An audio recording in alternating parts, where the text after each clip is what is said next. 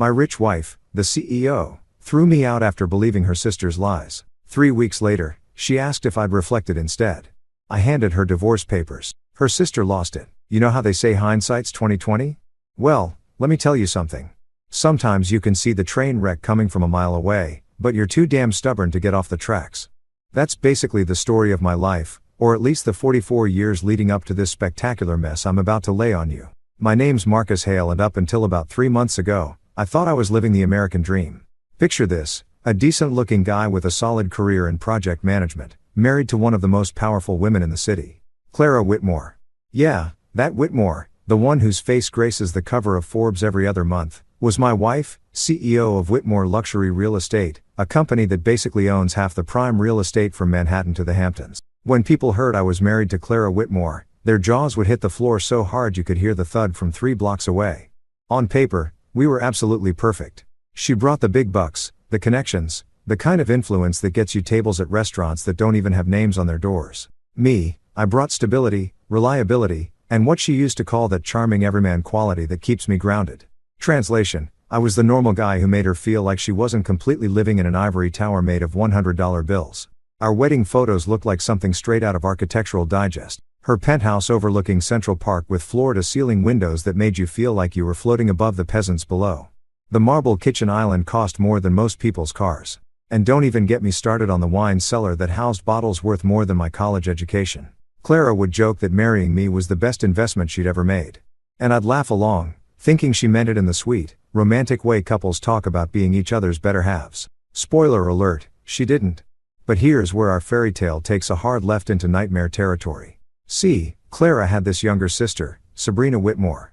And if Clara was the golden child who could do no wrong, then Sabrina was the family's professional disappointment wrapped in designer clothes and an attitude that could curdle milk.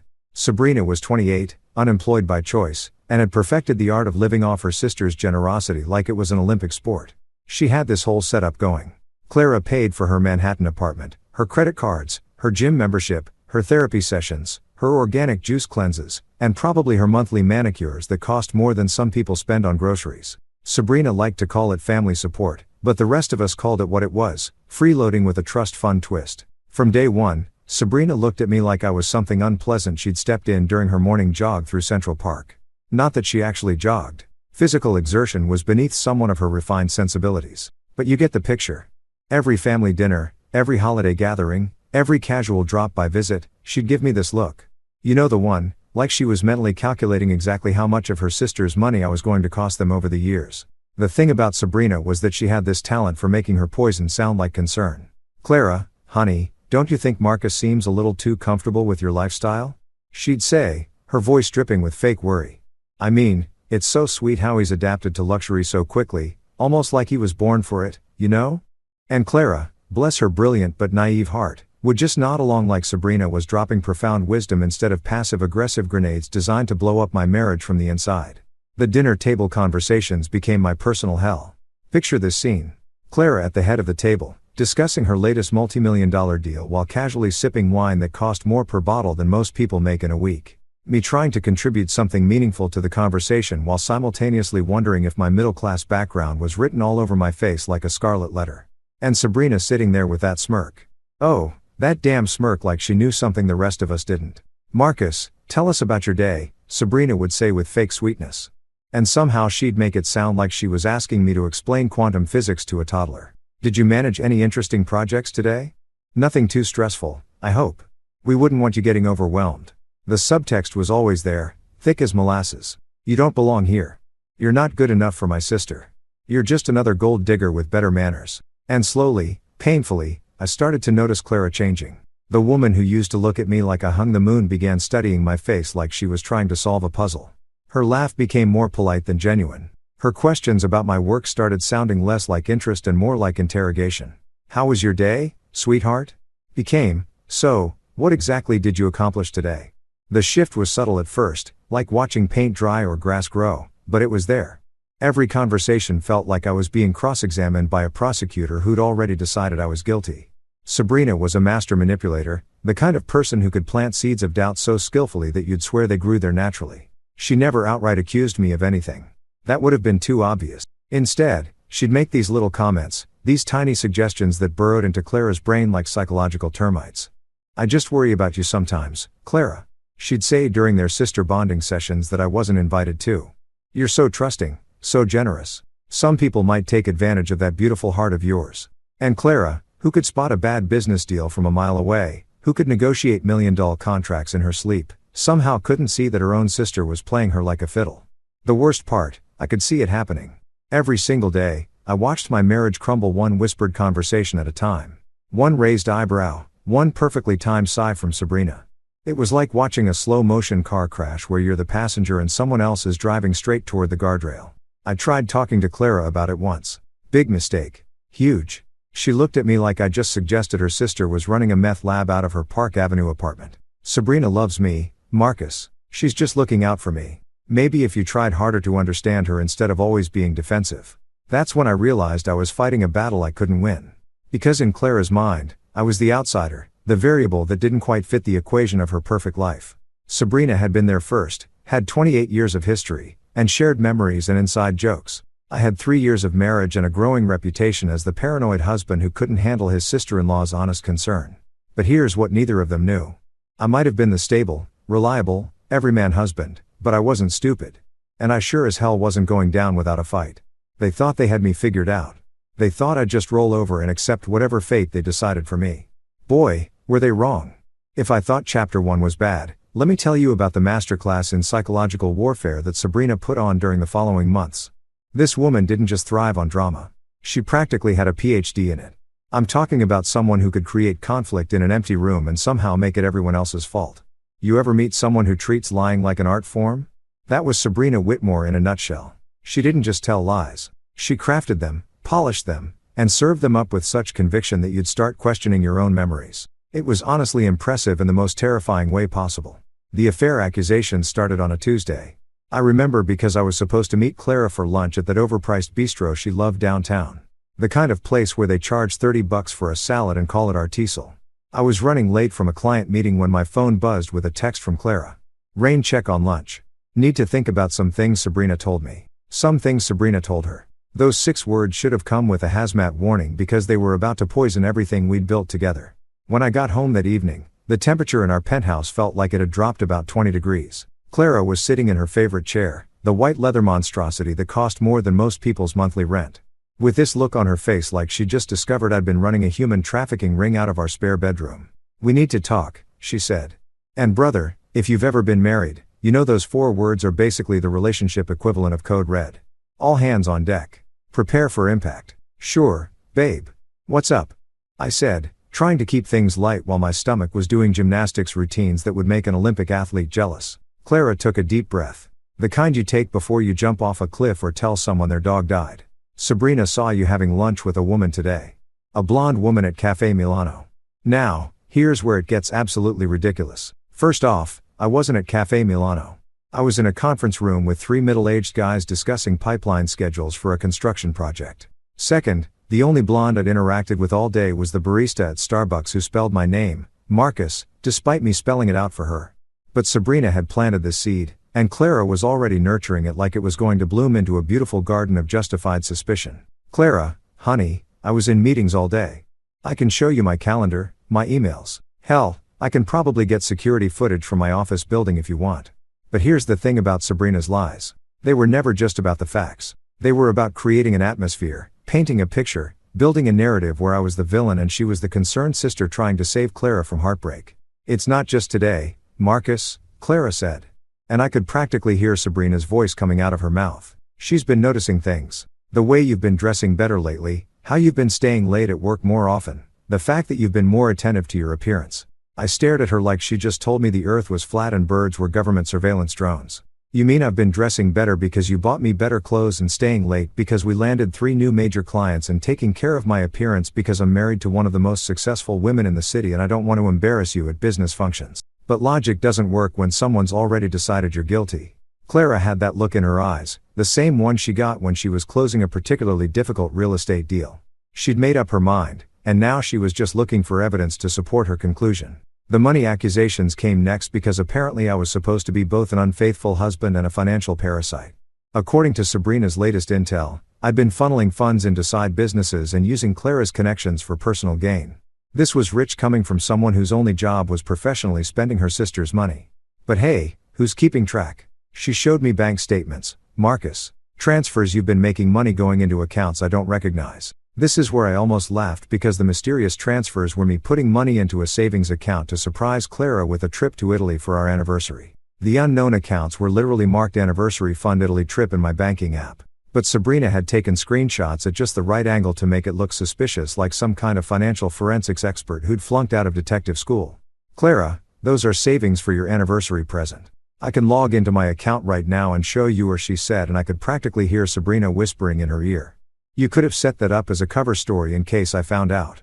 This is when I realized I was dealing with conspiracy theory levels of paranoia.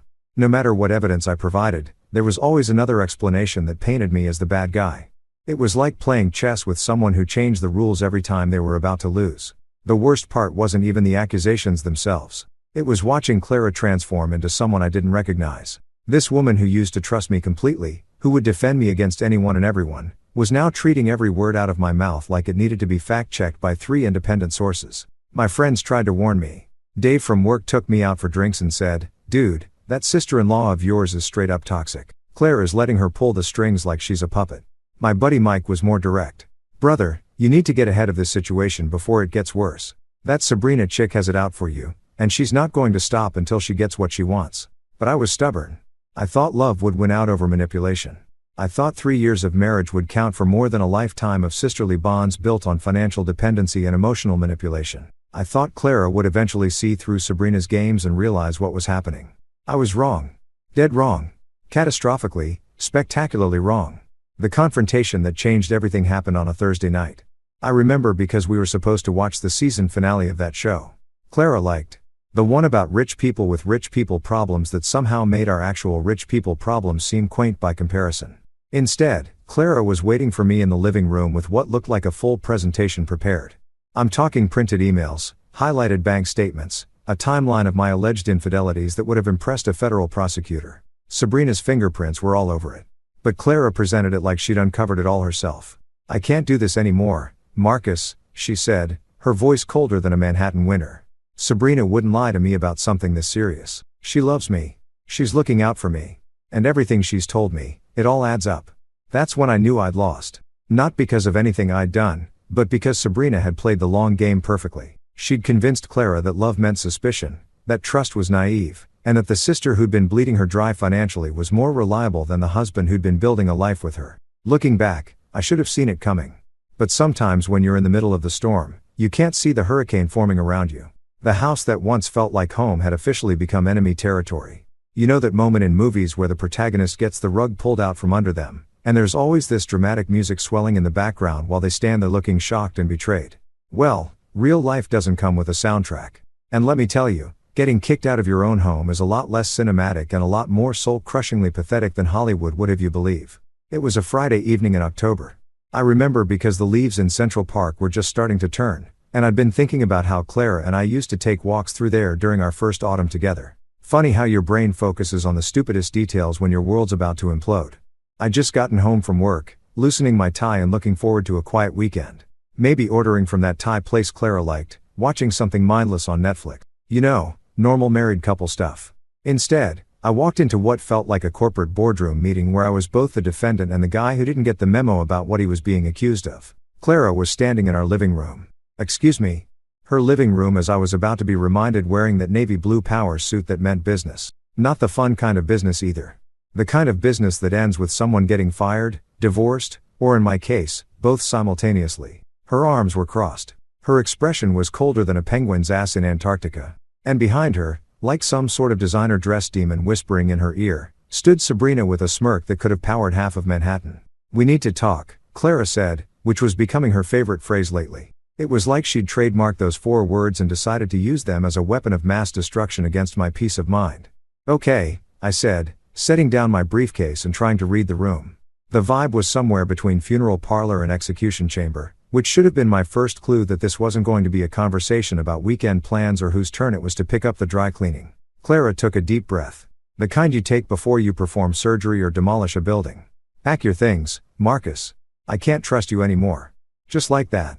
No preamble, no lengthy explanation, no dramatic build-up, just a sentence that hit me like a freight train carrying a cargo load of what the actual hell. I stood there for a moment waiting for the punchline or the hidden camera crew or literally anything that would make this make sense. I'm sorry, what I managed to say, because apparently my brain had decided to take a little vacation right when I needed it most. You heard me, Clara said, and her voice had that flat executive tone she used when she was firing underperforming employees. I want you out of this house tonight. I can't have someone I don't trust living under my roof anymore. Under her roof? Not our roof. Her roof. Because apparently 3 years of marriage had just been me crashing at Clara's place like some kind of overstayed houseguest who'd finally worn out his welcome. Behind her, Sabrina was practically vibrating with satisfaction. She wasn't even trying to hide her glee anymore. The mask was off, the gloves were down, and she was basking in her victory like a cat who'd just caught the biggest, dumbest mouse in the history of pest control. CL, honey, let's talk about this, I said, trying to keep my voice calm and reasonable, like I was negotiating a business deal instead of fighting for my marriage. Whatever Sabrina told you, don't. Clara held up her hand like a traffic cop stopping a speeding car.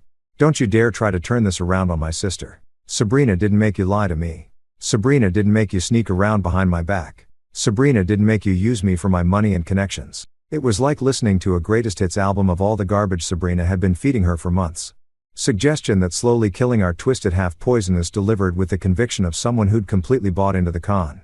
None of that is true, Clara, and you know it, I said, and I could hear the desperation creeping into my voice despite my best efforts to stay cool. I've never lied to you. I've never cheated on you, and I sure as hell have never used you for anything. I love you. Sabrina actually snorted at that. Literally snorted like I just told the world's worst joke at the world's most inappropriate time. Oh, please, Marcus. Save the performance for someone who's buying tickets. I'm not talking to you, I said, turning to look directly at her for the first time since this nightmare conversation started. In fact, I'm pretty sure none of this is any of your damn business. It became my business the moment you started hurting my sister. Sabrina shot back, her voice dripping with fake righteous indignation. Clara deserves better than someone who lies to her face every single day. That's when Clara stepped in, and the way she positioned herself slightly in front of Sabrina like she was protecting her from me told me everything I needed to know about where her loyalties lay.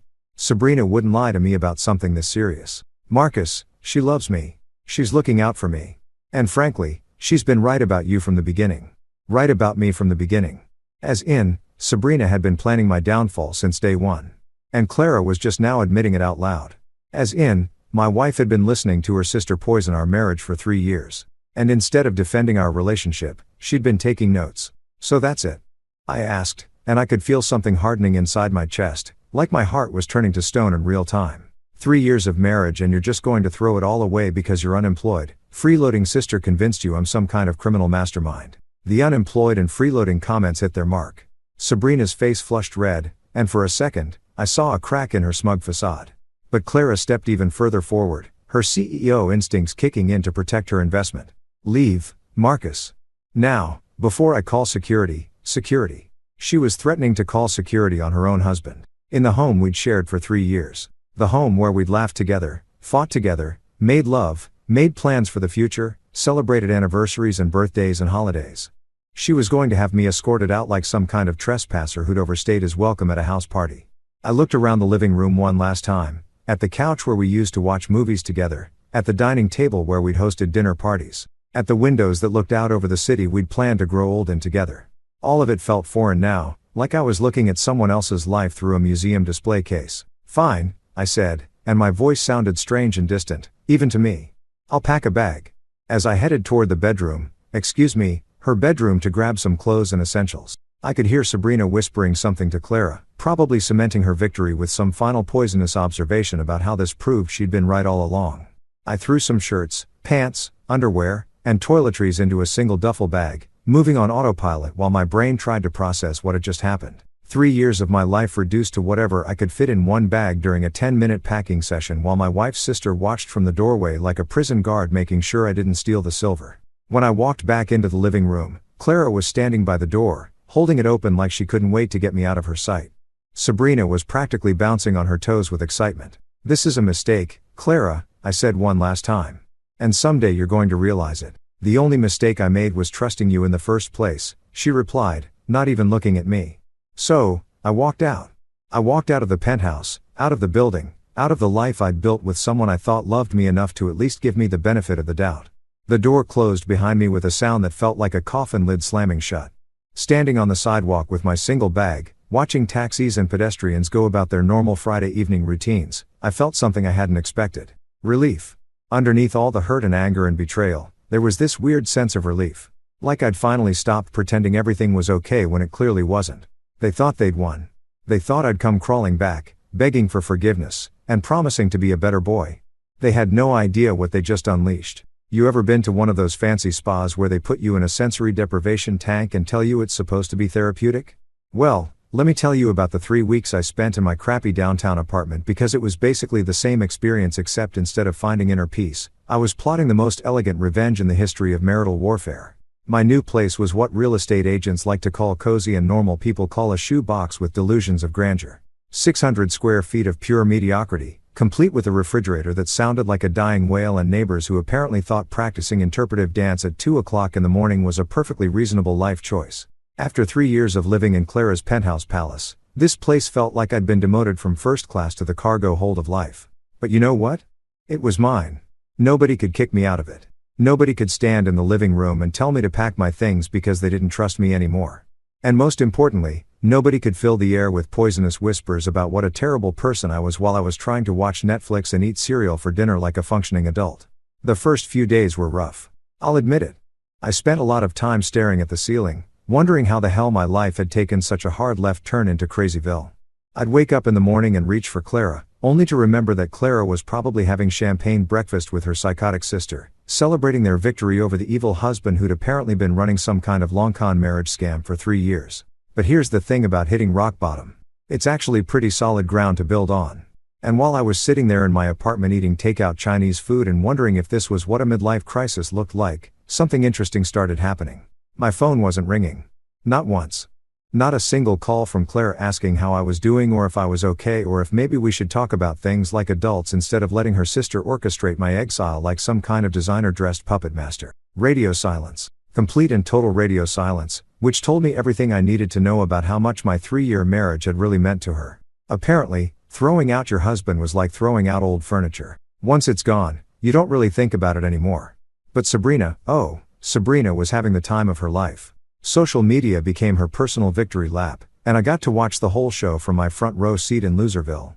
Instagram stories featuring expensive lunches with captions like "so grateful for family who really have your back." Facebook posts about toxic people and how sometimes you have to cut dead weight to truly flourish. Twitter updates about supporting strong women who deserve better. Each post was like a little digital middle finger aimed directly at me. And the worst part, she was doing it all from Clara's accounts, Clara's events, Clara's money. The unemployed sister who'd never worked a day in her life was playing social media influencer with someone else's success. And somehow I was the villain in this story. But instead of getting pissed off, which is what the old Marcus would have done, I started getting curious. Because here's what didn't add up. If I was such a terrible husband, such a lying, cheating, money-grabbing scumbag, why wasn't Clara talking about it? Why wasn't she posting her own free at last celebration posts? Why was Sabrina doing all the public victory dancing while Clara stayed conspicuously quiet? That's when I started paying attention to the details. And brother, when you're a project manager who spent 20 years of his career catching other people's mistakes and fixing other people's messes, you develop a pretty good eye for things that don't quite line up. Like the fact that Clara's company had been unusually quiet lately. No big announcements, no new developments, no press releases about record-breaking sales quarters. For a woman who usually treated her business success like a full-contact sport, the silence was deafening. Like the fact that Sabrina's social media posts, while frequent and obnoxious, were all taking place at the same handful of locations. The Penthouse, that overpriced cafe, Clara liked, the same 3 or 4 restaurants. For someone who was supposedly living her best life, she wasn't getting around much. Like the fact that none of Clara's business associates or friends had reached out to me, not to offer condolences, not to ask what happened, not even to be nosy about the divorce rumors that were probably circulating through their social circles like wildfire. In a community where gossip traveled faster than bad stock tips, the complete silence was weird. So, I started doing what I do best, research. Not the creepy stalker kind of research. I'm not a psychopath, but the methodical professional kind of research that comes from years of managing complex projects where one missed detail can cost everyone involved a fortune. I started with the easy stuff. Public records, business filings, anything that was legally available to anyone who bothered to look. And that's when things started getting interesting. Turns out Whitmore Luxury Real Estate had been having what you might call a challenging fiscal quarter. Several deals had fallen through.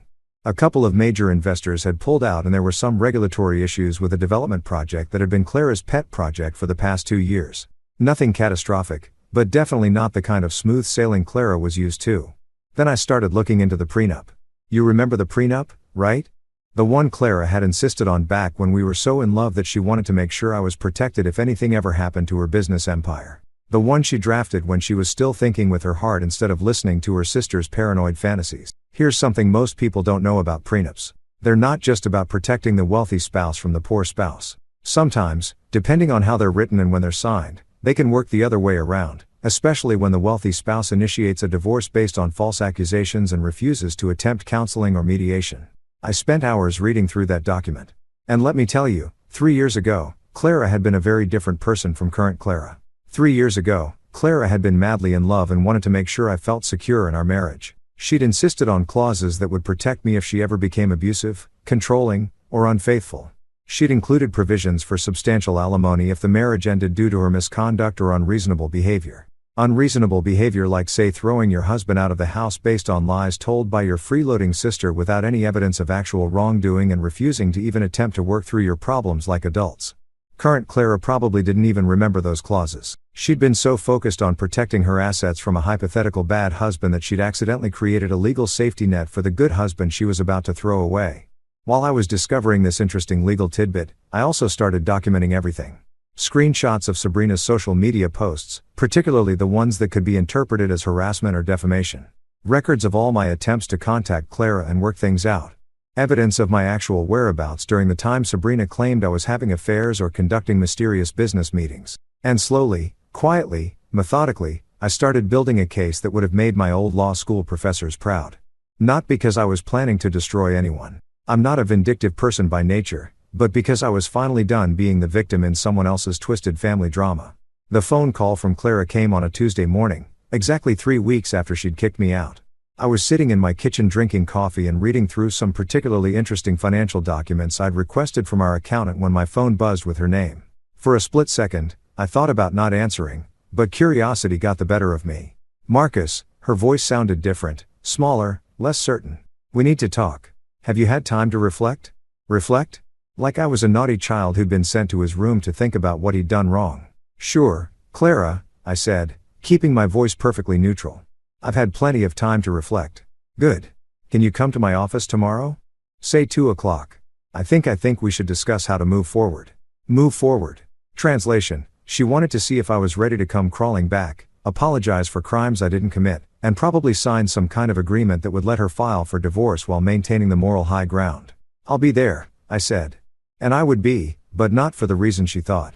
Time to show Clara and her manipulative sister exactly what 3 weeks of reflection had produced. You know that feeling when you're playing poker and you've got a royal flush, but you have to sit there with a straight face while everyone else at the table thinks they're about to clean you out.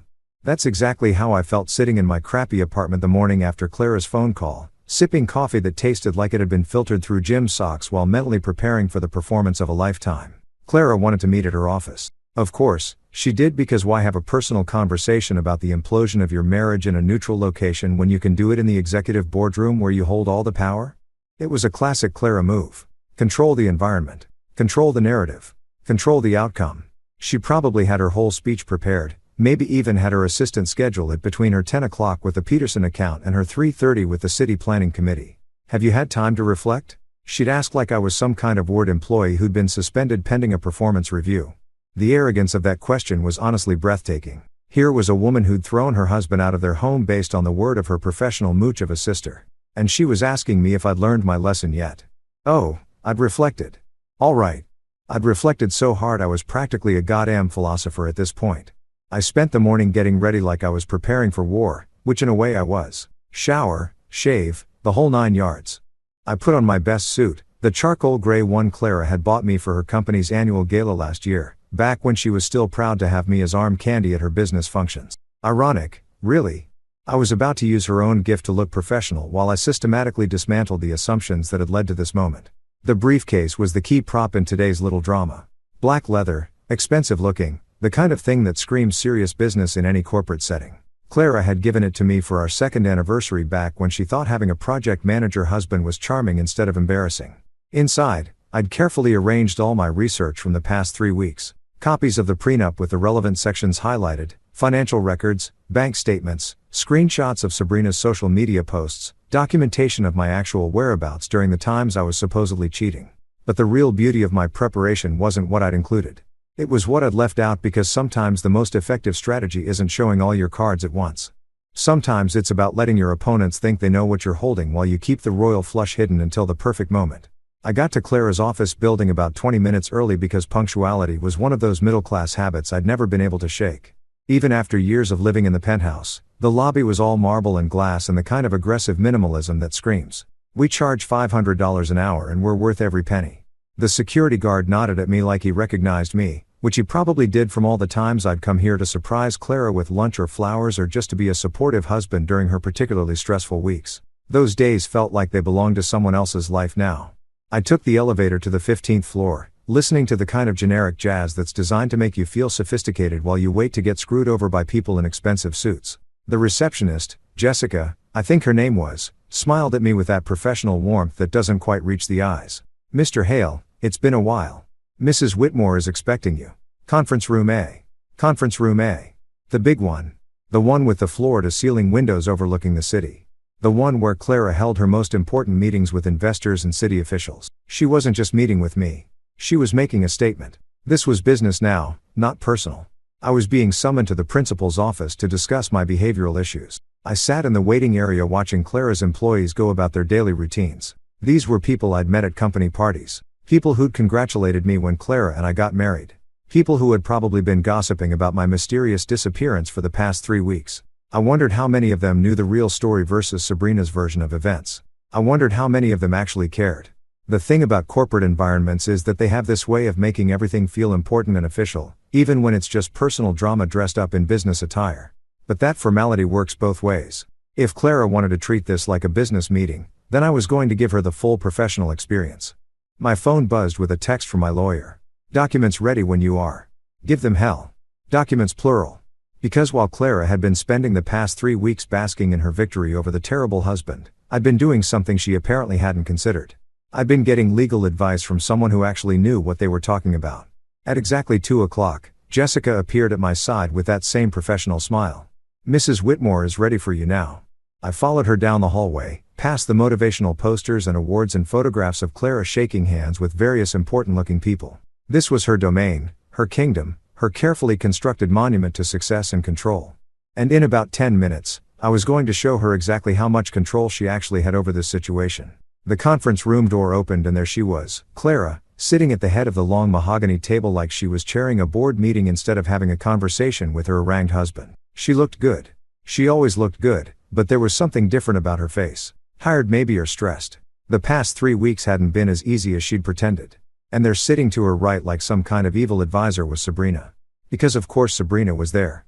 Of course, the woman who'd orchestrated this entire situation would want to be present for my humiliation. She was probably planning to live tweet the whole thing. "Marcus," Clara said, gesturing to the chair across from her. "Please sit down." I sat down and placed my briefcase on the table with deliberate care. Both women looked at it with curiosity, probably wondering what pathetic collection of apologies and promises I'd brought to gravel my way back into their good graces. "Thank you for coming," Clara continued, slipping into her CEO voice like putting on a familiar jacket. "I hope these past few weeks have given you time to think about everything that's happened between us. Everything that's happened between us, like our marriage had just spontaneously combusted instead of being systematically destroyed by the woman sitting next to her." "Oh, I've been thinking," I said, keeping my voice calm and pleasant. "I've been thinking a lot." Sabrina leaned forward slightly, that familiar smirk playing around the corners of her mouth. She was enjoying this already, anticipating the moment when I'd break down and beg for forgiveness while she got to play the role of the protective sister who'd saved Clara from a terrible mistake. "Good," Clara said, "because I think we need to discuss how we're going to handle this situation going forward. Our marriage, our living arrangements, our future. Our future." The way she said it with that slight pause told me everything I needed to know about what kind of future she had in mind. There would be a divorce probably with me taking the blame for the whole mess. There would be a settlement probably heavily weighted in her favor. There would be a narrative where she was the successful businesswoman who'd been taken advantage of by a gold-digging husband and Sabrina was the loyal sister who tried to warn her. It was a nice plan, clean, simple, effective. Too bad for them that I'd spent the past 3 weeks coming up with a better one. Actually, Clara, I said, reaching for my briefcase. I think you're right. We do need to discuss our future, and I brought along some materials that I think will help clarify exactly what that future is going to look like. The briefcase clicked open with a sound that seemed to echo in the suddenly quiet room. Both women were staring at me now with expressions that had shifted from confident control to something that looked suspiciously like uncertainty. Before we get started, I continued, pulling out a neat stack of papers. I just want to say that I've done a lot of reflecting over the past 3 weeks about our marriage, about trust, about what happens when people make assumptions without checking the facts first. I placed the papers on the table between us and looked directly at Clara for the first time since I'd walked into the room. And what I've concluded is that you're absolutely right. We do need to discuss how we're going to handle this situation going forward. I slid the papers across the table to her with a smile that probably looked a lot more confident than I felt. Starting with these divorce papers, I'd like you to sign. You know that moment in chess when you move your queen into position and your opponent suddenly realizes they've been playing checkers this whole time? That's exactly what Clara's face looked like when those divorce papers hit the mahogany table with all the subtle impact of a nuclear bomb wrapped in legal letterhead. The silence in that conference room was so thick you could have cut it with a butter knife and served it as an appetizer at one of Clara's fancy business dinners. Both women were staring at the documents like I just pulled a live snake out of my briefcase instead of a perfectly legitimate legal filing that had been prepared by one of the best divorce attorneys in the city. Clara's hand was hovering over the papers like she was afraid they might burst into flames if she actually touched them. Her perfectly composed CEO mask was starting to crack around the edges, and I could practically see the gears turning in her head as she tried to figure out how the hell the meeting had gotten away from her this quickly. Sabrina, on the other hand, looked like someone had just told her Christmas was cancelled and her trust fund had been donated to charity. The smirk that had been permanently attached to her face for the past 3 weeks had vanished completely, replaced by an expression that was somewhere between confusion and pure unadulterated panic. What is this? Clara finally managed to say, her voice carrying just the tiniest tremor that told me I'd succeeded in rattling her cage in a way that probably hadn't happened since her first board meeting 20 years ago. Those are divorce papers, I said helpfully, like I was explaining basic math to a particularly slow kindergartner.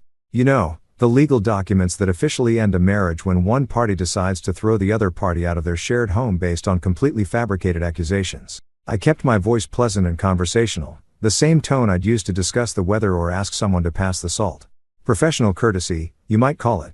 After all, we were in a business setting, and I believed in maintaining appropriate workplace decorum, even when I was systematically destroying someone's assumptions about how this conversation was going to go. Clara picked up the papers with hands that were definitely not as steady as they've been 5 minutes ago. Her eyes started scanning the first page, and I watched her face go through a fascinating series of expressions as the reality of the situation began to sink in. Confusion gave way to shock. Shock gave way to disbelief, and disbelief was rapidly approaching something that looked suspiciously like the early stages of pure terror. Marcus, she said slowly, like she was trying to talk a jumpy horse into not throwing her off a cliff. Surely, we can discuss this like adults. There's no need for lawyers and legal proceedings. We can work something out privately. Privately. Translation, she wanted to negotiate this mess behind closed doors where she could control the narrative and minimize the damage to her reputation, where she could spin it as a mutual decision instead of the train wreck it actually was. Oh, we absolutely can discuss this like adults. I agreed cheerfully. In fact, that's exactly what we're doing right now. You're an adult. I'm an adult. And these are adult consequences for adult decisions. Funny how that works, isn't it? Sabrina had been unusually quiet during this exchange, which should have been my first warning that she was about to do something spectacularly stupid, but I was so focused on watching Clara's world crumble in real time that I didn't notice the storm brewing in the cheap seats until it was too late. You can't do this. Sabrina suddenly exploded, slamming her manicured hand down on the table hard enough to make the water glasses jump. You can't just waltz in here and destroy my sister's life because you got caught red-handed. And there it was. The mask was completely off now. And Sabrina was showing her true colors in all their ugly, manipulative glory. Gone was the concerned sister act. The subtle poison whispered in Clara's ear. This was pure, undiluted rage from someone who just realized that her carefully constructed house of lies was about to come tumbling down around her ears. Caught red-handed doing what exactly? I asked, turning to look at her directly for the first time since this whole circus had started. Please enlighten me. What exactly was I caught doing? You know what you did? She shrieked, her voice hitting a pitch that probably had dogs howling 3 blocks away. The affairs, the money, the lies. Which affairs? I interrupted calmly. The ones where I was supposedly seen at Cafe Milano when I was actually in a conference room with witnesses who can verify my whereabouts. Or maybe you're talking about the mysterious blonde woman who turned out to be a barista at Starbucks who can't spell my name correctly on a coffee cup. Sabrina's face was turning an interesting shade of red that clashed horribly with her designer outfit. The money transfers, the secret accounts, you mean my anniversary savings account. I pulled out my phone and opened my banking app with theatrical precision. The one labeled Anniversary Fund Italy trip that I was using to surprise Clara with a romantic vacation. Would you like to see the screenshots, or should I just email them directly to Clara's legal team? This was the beautiful thing about dealing with pathological liars. They never expect you to have actual facts to back up your side of the story. They get so used to operating in a world of whispered suggestions and manufactured drama that they forget normal people keep records of things like bank statements and work schedules. Clara was still reading through the divorce papers, and I could tell she'd gotten to the really interesting parts because her face had gone from pale to absolutely ghostly. She was looking at the prenup clauses, the ones that spelled out in excruciating legal detail exactly what happened when a marriage ended due to unreasonable behavior on the part of the wealthy spouse. Unreasonable behavior like refusing to investigate accusations before acting on them. Like throwing your spouse out of the marital home without cause. Like prioritizing the word of a financially dependent family member over the person you'd promised to love, honor, and trust until death do you part. Marcus, Clara said quietly. And for the first time in months, she sounded like the woman I'd married instead of the who'd been interrogating me over dinner for weeks. These clauses, I don't remember agreeing to these terms. You insisted on them, I reminded her gently. You said you wanted me to feel secure in our marriage. You said you never wanted me to worry that you might use your wealth as a weapon against me if things got difficult. The irony was so thick, you could have used it to pave roads. Clara had been so concerned about protecting me from hypothetical future Clara that she'd accidentally created a legal safety net for exactly this situation. Sabrina was reading over Clara's shoulder now, and I watched her face go from red to white to an interesting shade of green as she realized what those highlighted sections actually meant. Her sister, her meal ticket, her source of income, her entire lifestyle was about to become significantly less wealthy. And it was all because of the lies Sabrina herself had planted. Clara, you can't sign this, Sabrina whispered urgently. There has to be another way. You can fight it. You can fight what? Clara asked, and her voice sounded hollow and defeated. Fight the prenup I insisted on. Fight the documented evidence that Marcus wasn't actually cheating. Fight the fact that I threw my husband out of our home based on accusations I never bothered to verify. She looked up at me, and for a moment I saw a flash of the woman I'd fallen in love with 4 years ago. The one who was brilliant and successful but also vulnerable and uncertain beneath all that corporate armor. How much? She asked quietly. I pretended to think about it for a moment even though I'd memorized every single clause and calculation weeks ago. According to the prenup you drafted and given the circumstances of our separation, the monthly alimony comes out to roughly 30% of your net income for the next 5 years with a lump sum payment of $2.4 million to be paid within 60 days of the divorce decree. Sabrina made a sound like she was choking on her own tongue. $2.4 million. Clara, you can't afford that. The business, the expenses, the gambling debts, I suggested helpfully. Oh yes, we'll definitely need to discuss those. Both women went very, very still. Even the air in the room seemed to stop moving, like the entire building was holding its breath to see what would happen next. Gambling debts, Clara repeated slowly. And that's when I knew I had them exactly where I wanted them. Time for the real fun to begin. You ever watch a controlled demolition on TV? You know, where they blow up an old building and it comes down in slow motion, floor by floor, until there's nothing left but dust and debris. That's exactly what happened to Sabrina Whitmore's composure when I dropped the words gambling debts into that conference room like a stick of dynamite with a very short fuse. The transformation was honestly spectacular. 1 second she was sitting there trying to look like the concerned sister, still clinging to the last shreds of her victim act. And the next second, she was launching herself out of her chair like someone had just electrified the upholstery. You bastard, she screamed. And I mean screamed. The kind of sound that probably sent every dog in a 5-block radius running for cover. You lying, manipulative bastard. You can't prove anything. Ah, but there's the beautiful thing about gambling addicts, especially the kind who think they're smarter than everyone else. They leave a trail of evidence longer than the receipt from a Black Friday shopping spree at Macy's. And when that evidence involves stealing money from your sister's business accounts to feed your addiction, well, that trail becomes less like breadcrumbs and more like neon highway markers pointing straight to federal prison. Clara was staring at Sabrina like she'd never seen her before in her life. Gambling debts. Sabrina, what is he talking about? Nothing. Sabrina shot back, but her voice had gone up about 3 octaves, which is generally not what innocent people sound like when they're denying accusations. He's making it up. He's trying to deflect from his own crimes by my own crimes. I interrupted, reaching back into my magical briefcase of truth bombs. You mean like this? I pulled out a manila folder that was thick enough to choke a horse and placed it gently on the table between us. The silence that followed was so complete I could hear the air conditioning humming in the vents overhead. These are bank statements, I said conversationally, like I was discussing the weather instead of about to destroy someone's entire life. Not mine, obviously, since you've already established that my finances are an open book. These are from several offshore accounts that were opened using Clara's business credit and social security number. Clara's face went from pale to absolutely ghostly. What are you talking about, Marcus? Well, it's interesting, I continued, opening the folder and spreading out the documents with the kind of care usually reserved for handling ancient manuscripts. It seems someone has been making regular transfers from Whitmore Luxury Real Estate's operating accounts into these offshore holdings for the past 18 months. Small amounts at first, 5,000 here, 10,000 there, but gradually increasing in frequency and size. Sabrina was standing now, backing away from the table like the papers were radioactive. You can't. That's not. How did I get these? I smiled at her with all the warmth of a shark who'd just spotted a wounded seal. Funny thing about being married to a CEO, you pick up a few contacts in the financial investigation business. Turns out, when you pay the right people enough money, they can trace just about any financial irregularity back to its source. I pulled out another sheet. This one with highlighted sections that looked like a Christmas tree had exploded all over it. This particular account shows regular withdrawals at various casinos in Atlantic City, Las Vegas. And my personal favorite, an online poker site called Lucky Lady's Last Chance. Really classy name, by the way. Very subtle. Clara was reading over my shoulder now, her breathing getting shallow and quick like someone was slowly squeezing all the air out of the room. Sabrina, please tell me this isn't what it looks like.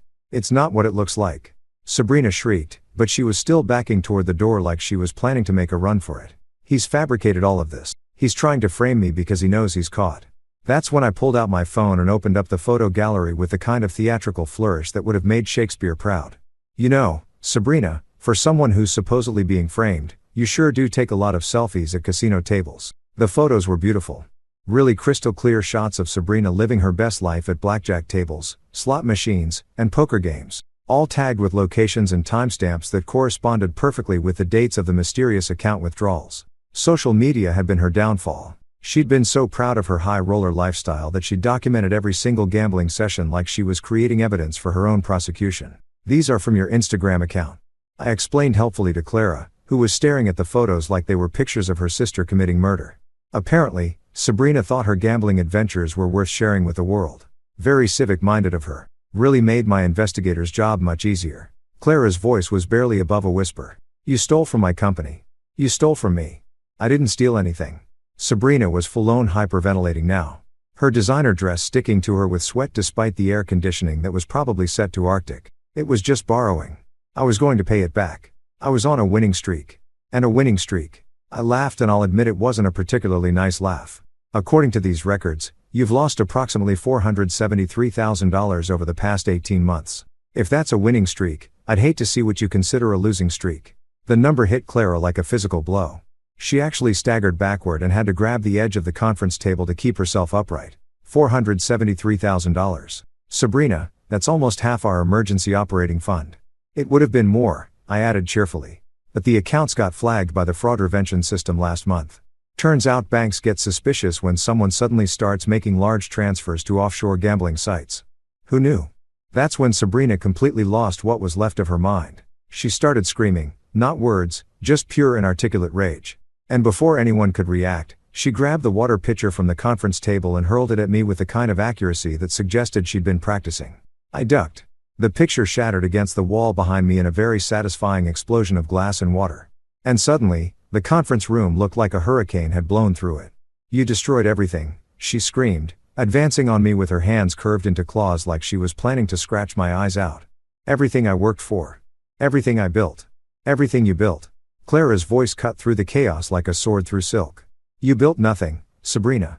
You've never worked a day in your life. You've been living off my money, stealing from my company, and apparently lying to me about everything for years. The sisters were facing each other now across the wreckage of the conference room, and the family resemblance had never been clearer. They had the same bone structure, the same general build, but Clara looked like strength and determination, while Sabrina looked like those qualities had been twisted into something desperate and ugly. I protected you from him. Sabrina shrieked, pointing at me like I was the devil himself. He was using you. He was going to take everything you worked for. The only person who's been taking everything I worked for is you. Clara shot back, and her voice had that cutting edge that made her opponents in business negotiations break out in cold sweats. You've been robbing me blind while telling me my husband was the criminal. I decided this was probably a good time to interject before someone ended up needing medical attention. Clara, I think we should call security and probably the police. Embezzlement is a felony and assault with a water pitcher is at least a misdemeanor. The word police seemed to snap Sabrina back to something resembling reality. She stopped advancing on me and started looking around the room like she was just now realizing how completely screwed she was. CL, please, she said. And suddenly, her voice was small and desperate instead of angry. I'm your sister. Family, we can work this out. I can get help. I can go to therapy, join Gamblers Anonymous, whatever you want. Just don't. Don't what? Clara interrupted. Don't hold you accountable for stealing from me. Don't expect you to face consequences for destroying my marriage. Don't demand answers for why you've been systematically lying to me for months. The fight went out of Sabrina all at once like someone had pulled her plug. She collapsed back into her chair and started crying.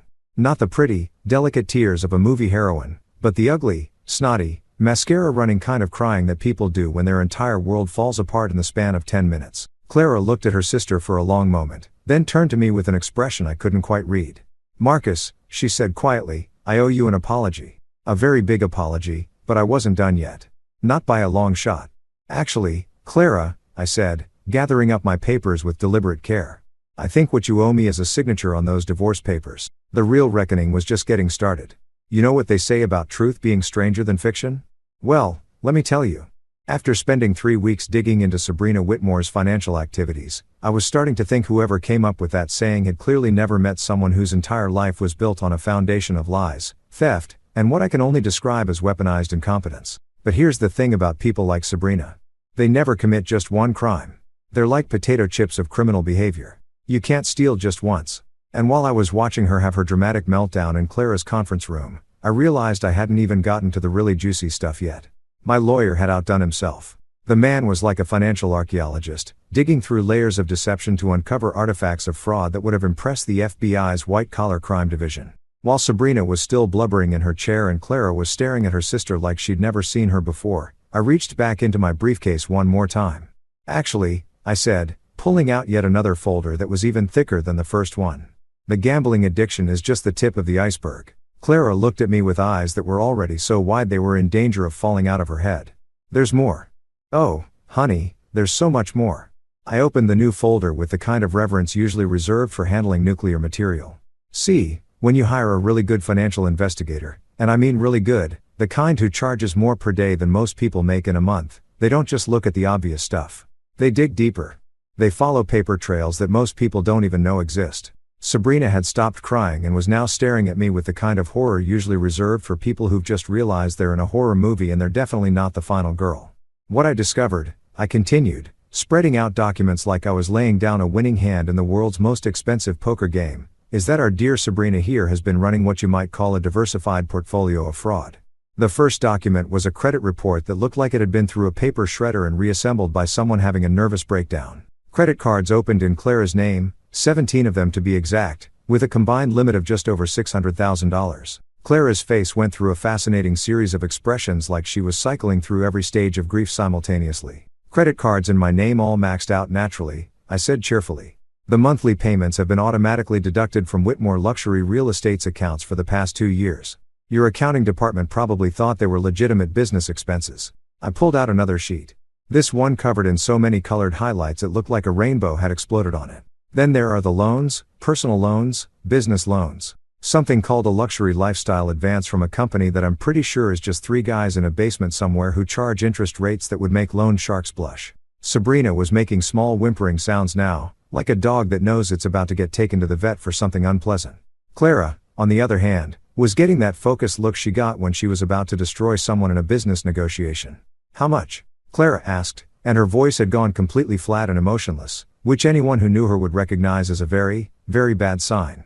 I pretended to consult my notes, even though I had these numbers memorized down to the penny. Well, if we include the gambling losses, the credit card debt, the various loans, and the compound interest on everything, We're looking at approximately $1.20 $2 million in total debt that's been systematically transferred onto your personal and business credit. The silence that followed was so complete I could hear the elevator dinging in the hallway outside. Clara was staring at the documents like they were written in a foreign language, and Sabrina looked like she was seriously considering whether jumping out the 15th floor window would be preferable to whatever was about to happen next. But wait, there was more. Because when you're dealing with someone who spent years perfecting the art of financial parasitism, you don't stop at simple theft. You branch out into more creative endeavors. Oh, and then there's the real estate, I said, pulling out what looked like a stack of property deeds and mortgage documents. Turns out Sabrina has been quite the entrepreneur in the property investment business. Clara's head snapped up. What property? 3 condos in Miami, a beach house in the Hamptons, and this is my personal favorite, a timeshare in Aspen that apparently comes with its own private ski instructor. I spread out the paperwork with the kind of care usually reserved for handling evidence at a crime scene. All purchased using loans that were secured against Whitmore Luxury Real Estate's assets. That's impossible, Clara said. But her voice lacked conviction. I would have had to sign off on any loans using company assets as collateral. I pulled out a magnifying glass. Yes, I actually brought a magnifying glass because sometimes you have to lean into the drama, and handed it to her along with one of the documents. Take a look at the signature line. Clara examined the signature under magnification, and I watched her face go from confusion to understanding to pure undiluted rage in the span of about 10 seconds. This is my signature, she said quietly. Technically, yes, I agreed. But unless you've developed a sudden interest in timeshares and beach houses that you forgot to mention, I'm guessing you didn't actually sign these documents. Forgery. We'd officially moved from simple theft into federal crime territory. And judging by the look on Sabrina's face, she was starting to realize that her problems had just escalated from awkward family dinner conversation to potentially spending the next decade in an orange jumpsuit. Sabrina, Clara said, and her voice was so cold it could have frozen nitrogen. Did you forge my signature? I can explain. Sabrina burst out, finally finding her voice now that she was staring down the barrel of serious jail time. It wasn't supposed to be permanent. I was going to pay everything back. The timeshare was an investment. The condos were appreciating in value. It was all going to work out. You forged my signature to steal over $1 million, Clara said slowly, like she was testing each word to make sure it was real. You destroyed my marriage with lies while you were robbing me blind. You've been living off my money, sleeping in a bed I paid for, eating food I bought, while systematically destroying everything I've worked for. The breakdown of their relationship was happening in real time. And it was honestly beautiful to watch. 28 years of sisterly bonds built on trust and family loyalty and shared childhood memories crumbling under the weight of documented evidence that Sabrina had been treating Clara like her personal ATM for years. Clara, I'm your sister. Sabrina wailed, playing her last card with all the desperation of someone who's just realized they're holding a losing hand. Family blood. That has to count for something. You're right, Clara said, standing up slowly and walking over to where Sabrina was cowering in her chair. It does count for something. It makes what you've done so much worse. She picked up her phone and started dialing. Who are you calling? Sabrina asked, though I think we all knew the answer. The police, Clara said calmly, and then my lawyer, and then my accountant, and then probably the FBI, because I'm pretty sure what you've done crosses state lines, which makes it a federal crime. Sabrina started crying again, but this time it wasn't the angry, frustrated crying from before. This was the kind of desperate, hopeless crying that people do when they realize their entire life has just imploded and there's no way to put the pieces back together. Clara looked at me across the wreckage of the conference room, across the destroyed remains of our marriage and her relationship with her sister, and for the first time in months, I saw something in her eyes that looked like respect. Marcus, she said quietly, I need to ask you something, and I need you to be completely honest with me. I waited. Is there any chance at all, that we could find a way to fix this? And that's when I knew I had her exactly where I wanted her. You know that moment in every revenge movie where the hero has the villain exactly where they want them, and you're sitting there waiting to see if they're going to show mercy or deliver the killing blow? Well, let me tell you something about real life. Sometimes the most devastating thing you can do to someone isn't destruction. Sometimes it's just walking away and letting them live with the consequences of their own choices. Clara was looking at me with those big, desperate eyes that had once made melt like butter on hot toast. The same eyes that had convinced me to propose, that had made me believe I was the luckiest guy in the world when she said yes. That had looked at me with such love and trust during our wedding ceremony, that I'd actually teared up in front of 300 of Manhattan's most influential people. Now those same eyes were pleading with me to save her from the wreckage of her own making. Is there any chance we could fix this? She'd asked, and the hope in her voice was so fragile, it was practically heartbreaking. Almost. I stood up slowly, gathering my papers with the same methodical care I'd used throughout this entire spectacular show. Every document went back into its proper folder. Every folder went back into the briefcase. Every piece of evidence that had just demolished her world packed away neat and tidy like I was cleaning up after a particularly successful business presentation. Fix this, I repeated, testing the words like I was trying to figure out what language she was speaking. CL, honey, I'm not sure you understand what this actually is anymore.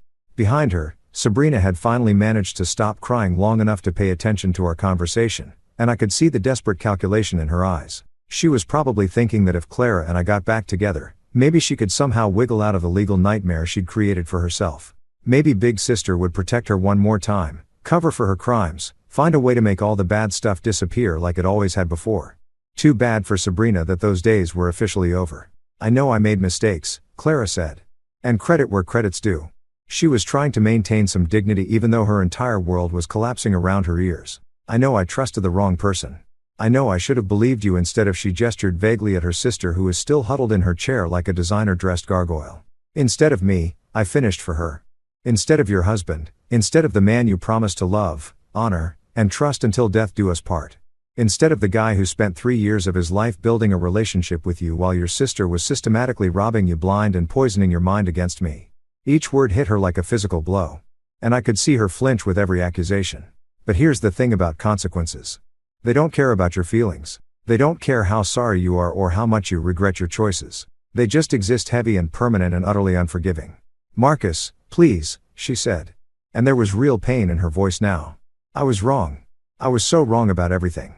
But we can start over. We can rebuild. I'll make it right. Start over. Like the past 3 months had been some kind of minor disagreement instead of a complete character assassination orchestrated by the person she'd chosen to trust over me. Like, I could just forget the night she'd thrown me out of our home like garbage. The weeks of silence, the absolute certainty in her voice when she told me that Sabrina wouldn't lie to her about something so important. How exactly are you planning to make it right, Clara? I asked, closing the briefcase with a satisfying click that seemed to echo through the destroyed conference room. Are you going to give me back the 3 years I spent married to someone who was willing to believe the worst about me without a shred of evidence? Are you going to undo the humiliation of being kicked out of my own home? Are you going to somehow erase the fact that when push came to shove, you chose your lying, stealing, manipulative sister over the husband who'd never given you any reason not to trust him? The questions hung in the air like smoke from a house fire. And I could see Clara scrambling for answers that didn't exist. Because that's the thing about trust. Once it's broken, really truly broken, all the apologies in the world can't put it back together again. You can say you're sorry. You can promise to do better. You can even mean it with every fiber of your being. But you can unknow what you learned about someone's character when they showed you who they really were in a crisis. And Clara had shown me exactly who she was when things got difficult. She was someone who would throw away 3 years of marriage based on the word of a person who'd been lying to her about everything else in her life. That wasn't the kind of person I wanted to be married to anymore. I love you, she said desperately, playing her last card with all the finesse of someone who just realized the deck was stacked against them. I know I screwed up, but I love you, Marcus. That has to count for something. I looked at her for a long moment. This woman who had been the center of my universe for 3 years. This brilliant, successful, powerful who could negotiate million-old deals in her sleep, but couldn't see through her own sister's pathetically obvious lies. And I felt nothing. No anger, no hurt, no residual love trying to pull me back into the disaster she'd created. Just a vast empty sense of being done with all of it. You know what, Clara? I actually believe that you think you love me, but here's what I've learned about your version of love. It's conditional. It depends on other people's opinions. It evaporates the moment someone whispers something ugly in your ear. That's not love, sweetheart. That's just convenience with feelings attached. Sabrina tried to interject, probably hoping to salvage something from this train wreck, but I held up a hand that stopped her cold. And you, I said, turning to look at her directly. You don't get to say a goddamn word. You've done enough talking for one lifetime. Security will be here soon to escort you out, and then you get to spend the next few years explaining to various law enforcement agencies exactly how you thought stealing over $1 million from your sister was a reasonable life choice. I picked up my briefcase and walked toward the door, leaving both women sitting in the wreckage of their relationship and Clara's business empire. But just before I reached the exit, Clara called out one last time, Marcus, please don't leave like this. I was wrong about everything, but we can fix it. We can go to counseling. We can work through this. I'll do anything. I stopped with my hand on the door handle and turned back to look at her one final time. She was crying now, silent tears that tracked down her cheeks and probably cost more than most people's monthly salary and ruined makeup. And for just a second, I almost felt sorry for her. Almost. You want to know the really sad part about all of this, Clara? I said quietly. If you had just asked me about any of those accusations, if you had just given me the chance to defend myself instead of deciding I was guilty based on your sister's word, none of this would have happened. Your marriage would be intact, your business would be secure, and Sabrina would still be your problem to deal with instead of the FBI's. I opened the door and the sounds of normal office life drifted in from the hallway, phones ringing, people having ordinary conversations about ordinary problems, the blessed mundane reality of a world where people weren't destroying each other's lives over fabricated betrayals. But you chose to trust her instead of me, I continued. You chose to believe the worst about the person who'd never given you any reason to doubt him. And now you get to live with the consequences of that choice. I walked out of that conference room, out of Clara's office building, out of the life I'd built with someone who'd turned out to be a stranger wearing the face of the woman I'd loved. Behind me, I could hear Sabrina starting to wail again and Clara trying to calm her down, but their voices faded as I made my way to the elevator. The doors closed with a soft ding. And as I watched the floor numbers count down toward ground level, I realized something that surprised me. I felt lighter than I had in months. For the first time since this whole nightmare started, I was free. You know how they say revenge is a dish best served cold? Well, let me tell you something about that particular piece of wisdom. It's absolutely true. But what they don't mention is that the best revenge isn't actually revenge at all. Sometimes the most satisfying outcome is just watching the universe handle your enemies for you while you're busy building a better life somewhere else. It's been 6 months since I walked out of Clara's conference room, and I've got to say, the view from my new reality is pretty damn spectacular. I'm sitting in my new office. Not the cramped downtown shoebox I'd been hiding in during the divorce proceedings, but a legitimate office with windows that actually open and a coffee maker that doesn't sound like it's having an existential crisis every time I use it. The sign on the door reads, "Hail Project Solutions," and business has been better than I ever imagined possible. Turns out when you spend 3 years married to one of the most connected women in the city's business community, you pick up a few contacts of your own. And when those contacts hear that you're newly single and available for freelance project management work, and they've always thought you were the brains behind some of Clara's more successful ventures anyway, well, let's just say my phone started ringing pretty much the day after the divorce was finalized. The irony is beautiful. Really, Clara used to joke that I was her secret weapon in negotiations. The guy who could spot problems before they became disasters and keep complicated projects running smoothly. She thought she was being complimentary, but what she was actually doing was advertising my skills to every major player in Manhattan's business scene. Now, those same people are my clients, and I'm making more money in 6 months as a consultant than I made in 2 years as a salaried project manager. Turns out my middle-class work ethic and attention to detail are pretty valuable commodities when they're not being overshadowed by someone else's trust, fund, and family connections. But the real satisfaction isn't the money or the success or even the vindication of knowing I was right all along.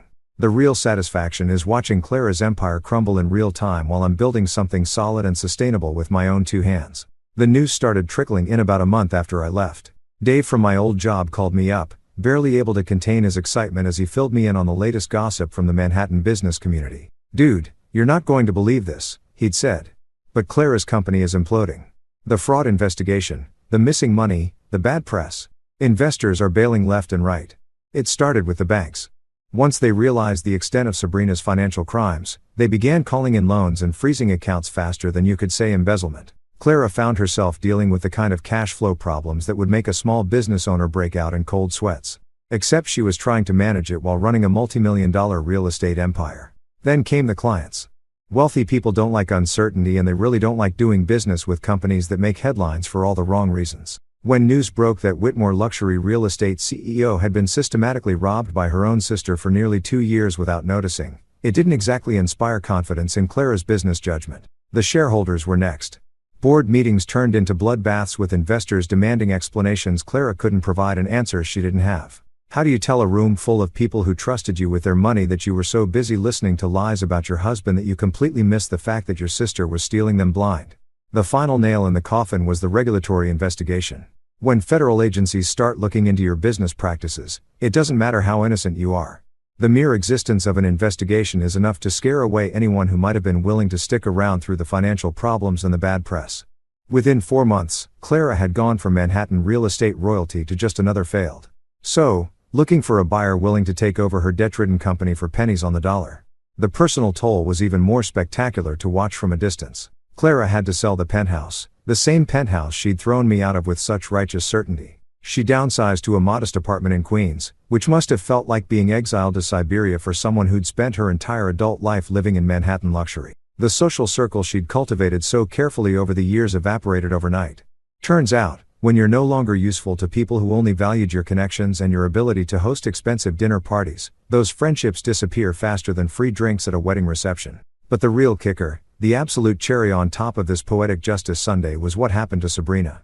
My lawyer kept me updated on her legal proceedings with the kind of professional glee usually reserved for people who just won the lottery. Federal charges for wire fraud, identity theft, and embezzlement across state lines. The kind of charges that come with mandatory minimum sentences and the distinct possibility of spending the next decade explaining to federal prison inmates why you thought stealing from your sister was a reasonable career choice. Sabrina tried to make a deal. Of course, she offered to testify against Clara, claiming that her sister had been complicit in the financial schemes all along. But here's the problem with being a pathological liar who spent years manipulating everyone around you. When you finally need people to believe you, you discover that your credibility account is completely overdrawn.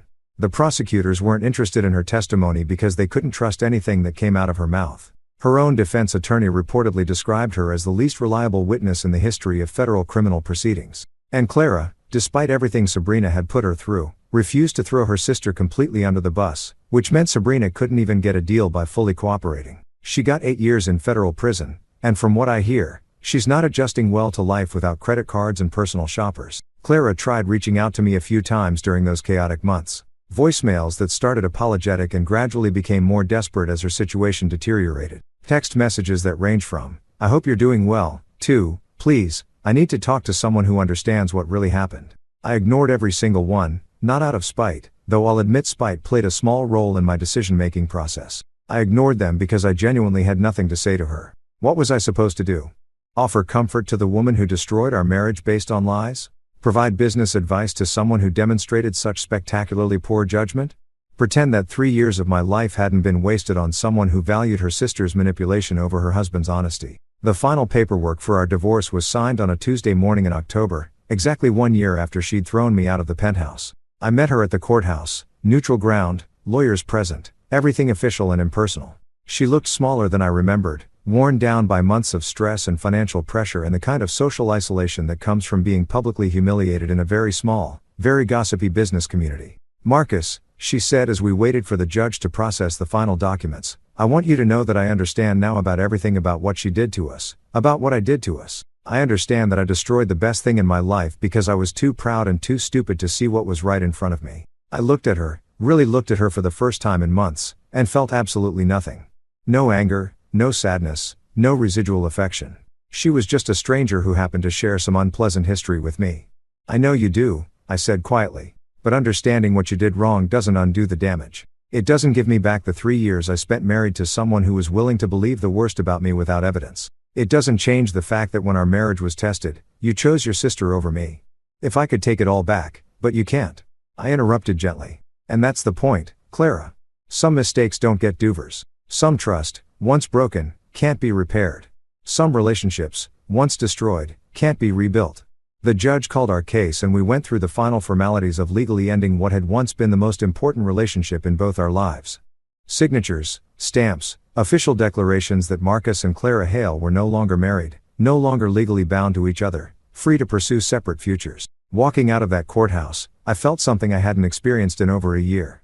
Genuine happiness. Not the bitter satisfaction of watching your enemies destroy themselves. Not the grim pleasure of being proven right about everything, but real honest-to-God happiness about what came next. I had a business that was thriving, friends who actually valued me for who I was instead of what I could provide, and for the first time in my adult life, a future that belonged entirely to me. 6 months later, I can honestly say that getting thrown out of that penthouse was the best thing that ever happened to me. Not because I enjoyed the pain or the humiliation or the months of legal battles, but because it forced me to discover that I was stronger, smarter, and more capable than I'd ever given myself credit for. Clara's world collapsed because she built it on a foundation of other people's money and other people's lives. My new world is solid because I built it myself. One honest client relationship and one successful project at a time. And when I signed those final divorce papers, I didn't just end my marriage to Clara Whitmore. I began my life as Marcus Hale. And let me tell you, it's a hell of a lot better than anything I left behind.